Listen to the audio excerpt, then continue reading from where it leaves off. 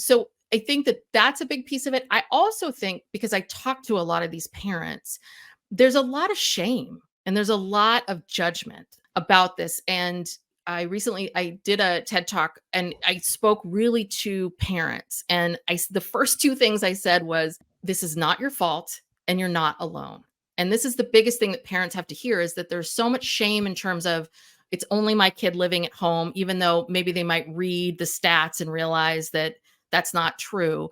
But as a parent, right, what is your job? Your job is to raise your child to be happy, healthy, and then eventually leave the house, right? So there's a lot of parents that feel like they failed already. They failed. And so then there's that feeling of, is my kid ready for this? I've failed. I'm a bad parent. Maybe I shouldn't give them all this responsibility. I think you're getting a lot of that shame, the shame that people feel, and they shouldn't. That's really interesting that you call it shame, because that would, color how you feel about things, and not maybe appreciating that the boomeranging is very common. It's not, you're not alone. It's very common. It's definitely dependent upon market conditions. Yes. I mean, it's not in a vacuum. Yes. And one of the things is, we've all moved away from each other. This is why we feel so isolated. Once upon a time, people, right, they fell in love with someone that lived within a couple blocks of yourself, like you would marry that person. And that was when we had these communities and we had people living together. I was very lucky.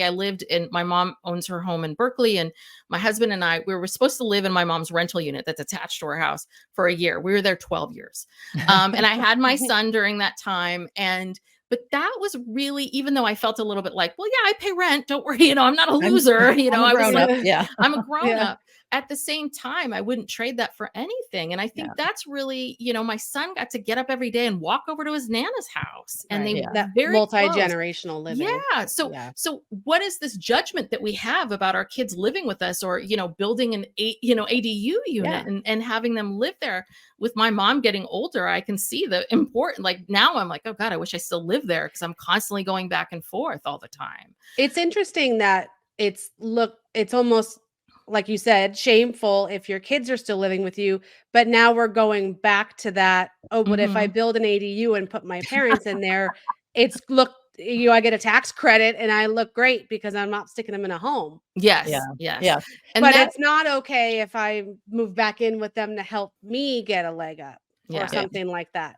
Well, and that's also people in my generation are looking at it not so much for, I'm going to bring my parents to live near me, but I'm going to build an ADU so I can live in it and be near my kids. Yeah.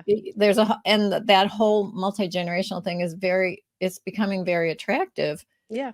But at the same time, as you said, there's something in us that makes us feel like we got to get the kids out of the house at some point, or we've failed. And absolutely. It's oil and water. Yeah. Despite even what maybe people want. I think people would like for their family to be closer. They would like these situations, but they don't feel like they can. But I think what we're seeing now is that because people are living a lot longer, that's one big problem, right? Is people are living a lot longer, and the care that they have in the amount of time. And I can also understand for people where, your parents' estate, do you want that eaten up with 10 years, 15 years of them being somewhere else versus, and we're here in California, so housing is so expensive. I mean, it's unreal. So that's the other part of it too, is that I think a lot of times what I see a lot of is people are, especially in Berkeley, right? People are passing their homes down to their kids. So there is that desire to want to give, I know you can't afford a home, so here you go. And again, that's our own stuff, right? About what does it mean to be a successful person in this world, and all these standards we have. Yeah. Right. That's interesting.